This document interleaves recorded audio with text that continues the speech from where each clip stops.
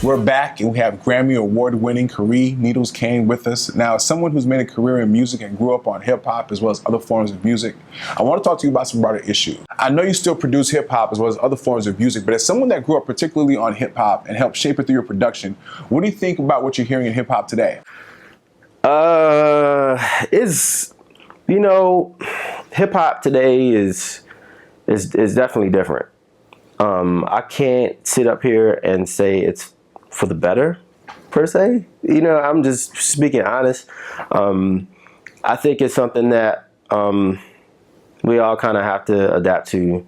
I wish there was more just content in general. I wish there was more creativity on the music side as well. And that's instead of me really like talking about it, it's more so about me introducing my own artist and introducing a sound that's bringing something different. You know what I mean? I could sit here and bash the state of hip hop and how I really feel about it, but it's not. That's really kind of being counterproductive.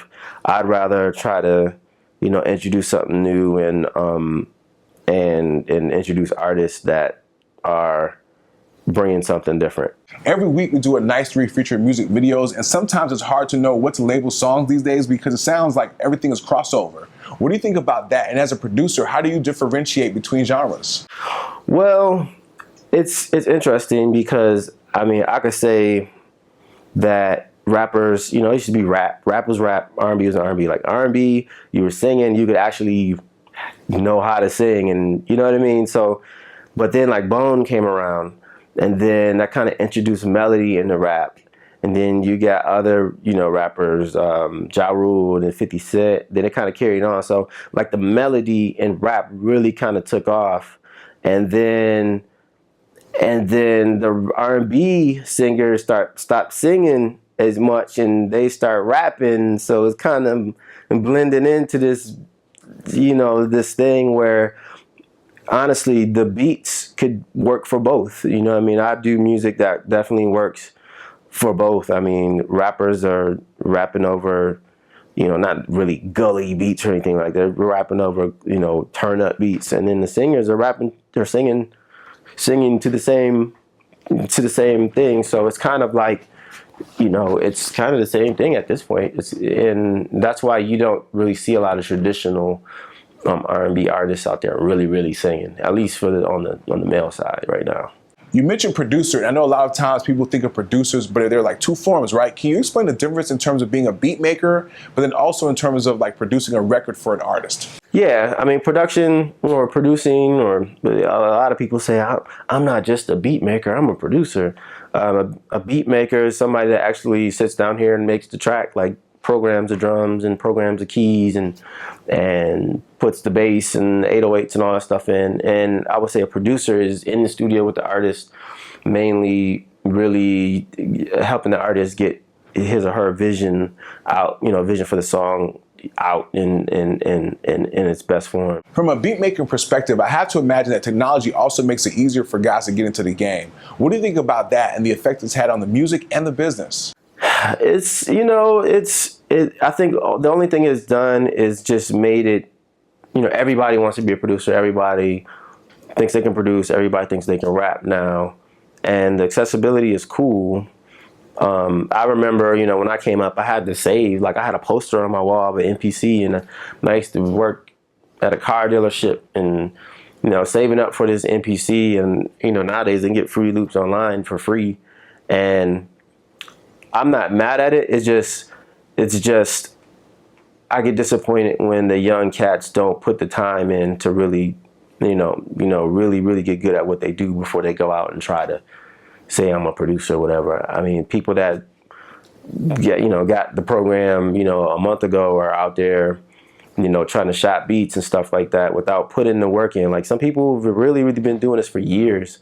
And I think what that does for the industry, it just makes it harder for the A&Rs they're just flooded with a lot of material. So honestly, a lot of it goes, if you have a good A&R, they'll try to find new artists or new producers, but for the most part, they'll stick with what they know and stick with the producers that have had a track record for the most part. So I'm cool with people creating, music, and any way you can get on, you can get on. I think another thing though, it's kind of lowered our price point, because the younger cats are willing to do this for like some Jordans at this point. You know what I mean? They're not really, that's killing, cats sometimes. That can really lower, our rates, but it kind of just depends on where you're at and your credits. Now, from a business perspective, having been in the game for a minute, what changes have you seen take place in the music industry? I think a lot of the stuff you were talking about earlier about the technology has really been something that has really changed the game, not only from the creative aspect, but the way music is being, distributed, just straight to people's phones, straight to iTunes and things of that nature. One thing that I didn't really like was when iTunes came out. It was like a perfect storm, basically. Like CDs, like jumped to a record price, like they're like $25 or $20, and then on top of that, at the time, the music was whack, and I think the consumer was getting really fed up with buying really expensive CDs and only getting 1 or 2 songs. And then iTunes came out around that time and allowed the customers to pick only the songs they liked and stuff like that.